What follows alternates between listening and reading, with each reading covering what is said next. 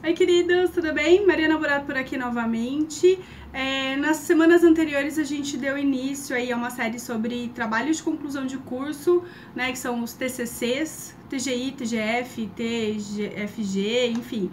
Essas siglas aí que remetem a um trabalho científico de final de curso. Tá? Independente aí da instituição que você estuda, se você cursa engenharia civil ou qualquer outro curso, você vai precisar necessariamente fazer um TCC, tá? E no vídeo anterior eu mostrei para vocês quais são as primeiras 3 etapas para esse trabalho. E hoje eu vou falar para você da estrutura do TCC, né? Que é uma pesquisa científica, que é um trabalho científico. Então, via de regra, gente, os trabalhos de conclusão de curso, eles têm 7 capítulos, digamos assim, tá? O primeiro é a introdução do trabalho, onde você vai mostrar para o leitor, né? Porque quando a gente escreve para alguém, né? A gente está escrevendo para alguém ler. E no mundo ideal, seria muito bom que essa pessoa que está lendo aquilo que a gente está escrevendo fosse sempre da nossa área, né? Da nossa área de formação, e que ela pudesse sempre, por exemplo, entrar em contato com a gente se ela tiver alguma dúvida do que está escrito.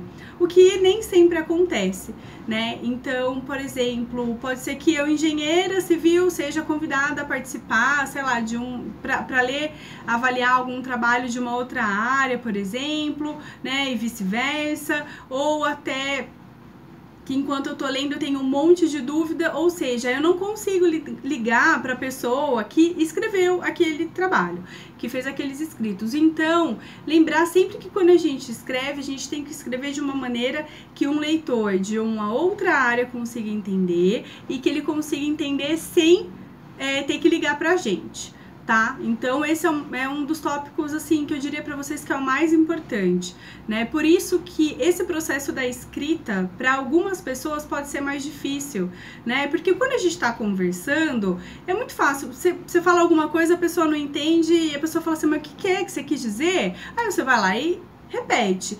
Na escrita não dá, né? A escrita tá escrito ali, então você tem que fazer um uso maior aí das palavras para poder se fazer entender, tá? Mas então voltando aqui, a introdução, que é a primeira parte de todo e qualquer trabalho científico, é aquela parte que vai introduzir o assunto para o leitor, tá? Então aí é uma parte que numa pesquisa científica, num artigo, não são muitos parágrafos, então você vai fazer uma contextualização. Então, se você está falando de algum problema atual, né, do problema que você vai resolver antes, começa falando de onde que surgiu esse problema, de onde que isso veio, não precisa se estender muito não, tá? É de uma forma assim, só para mostrar para o leitor de onde que você tirou esse tema. Então, como uma forma mesmo de fazer uma contextualização do passado, do presente e aquilo que você tá buscando, tá? Que aí dá margem ainda pro segundo tópico, que é os objetivos e a justificativa do seu trabalho, né? Qual que é o objetivo que você visa? O que você espera no final do seu trabalho responder? Né? Qual que é o objetivo? Porque o seu objetivo é isso. O que você espera responder no final do seu trabalho? Eu espero, por exemplo, responder sobre o número de mulheres e aí eu vou pegar uma pesquisa de uma orientanda minha. O número de mulheres engenheiras que que ocupam cargos de liderança, por exemplo, em determinadas empresas.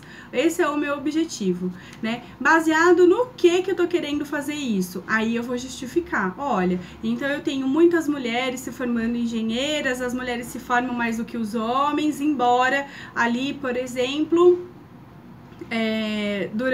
elas são minorias na sala de aula, no entanto, elas se formam mais, o índice de aprovação delas, de formação é maior. Então, a gente, sei lá, sabe, é uma forma de justificar também, é um exemplo. E aí você fala assim, o meu objetivo é esse, e por que eu tô fazendo sobre isso? Como que isso se justifica? Como que isso se sustenta?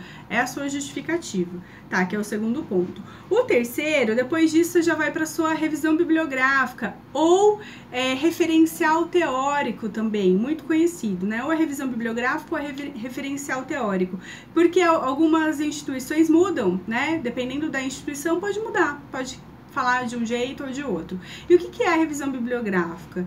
Ela é a revisão bibliográfica, significa que você vai fazer uma pesquisa, ela é mais extensa, né? Ou seja, ela vai trazer elementos muito mais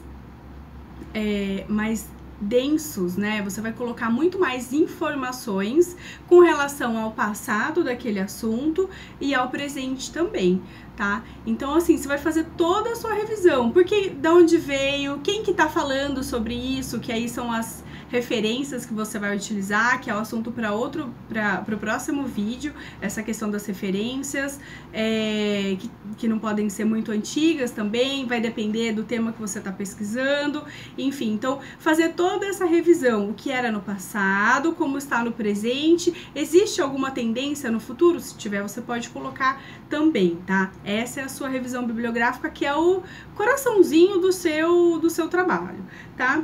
O próximo item é a metodologia. O que é a metodologia? É um método que você vai utilizar para fazer a sua pesquisa. A metodologia, gente, ela você tem que pensar na metodologia como se ela fosse a pessoa que está lendo o seu trabalho, que ela pudesse realizar exatamente da mesma forma que você realizou em um outro local.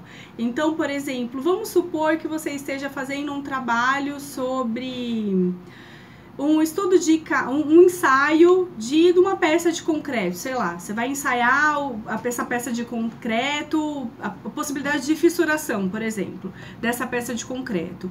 Uma pessoa num outro estado, numa outra cidade, poderia fazer esse mesmo ensaio, correto? E aí, se ele fosse fazer o mesmo ensaio que você realizou, como que ele teria que fazer isso? Então, a metodologia é um método que você usou mesmo.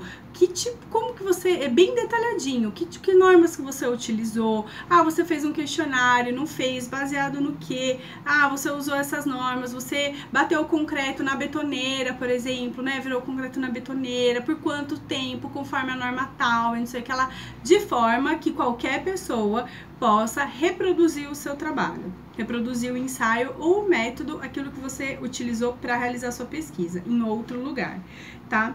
O quinto passo são os resultados. Então, você não fez a pesquisa ali, o seu estudo de caso, alguma coisa? Então, você tem um resultado.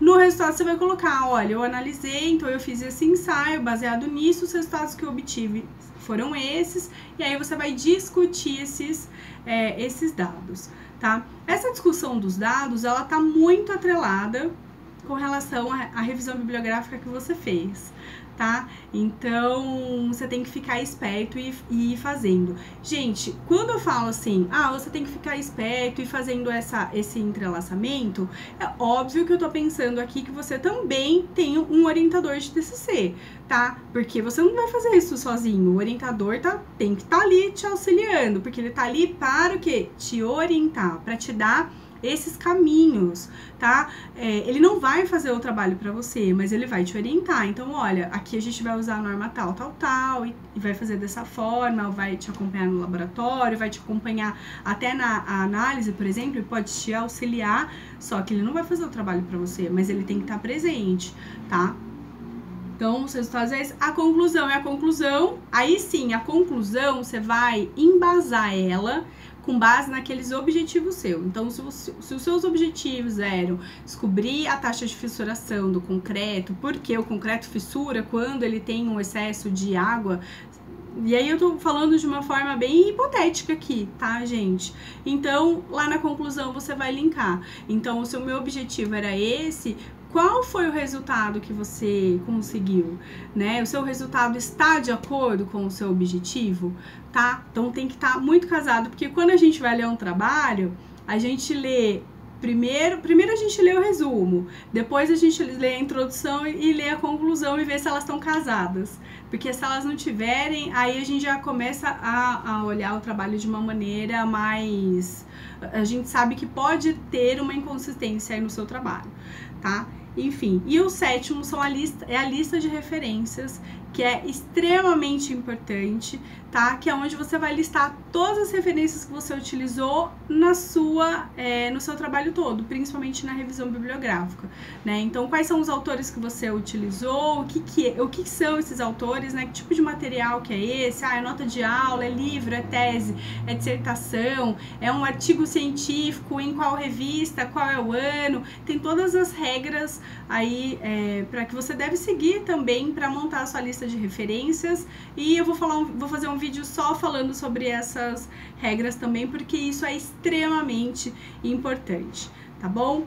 E eu quero saber a sua opinião, me conta o que você achou desse vídeo, se você tá tendo muita dificuldade para fazer o TCC ou a sua pesquisa científica, enfim, qual é a parte que você mais tem dificuldade para eu poder te auxiliar, tá bom? Para eu poder te ajudar, tá legal? No mais, pedir também, né? Se você gostou do vídeo, tá me acompanhando, esperou até aqui, dá um joinha no vídeo, segue o canal e também me segue lá no Instagram, eu tô no @mariana.burato, tá legal? Então, no mais, eu te agradeço mais uma vez, vou ficando por aqui e a gente se vê em breve. Até mais, gente. Tchau, tchau.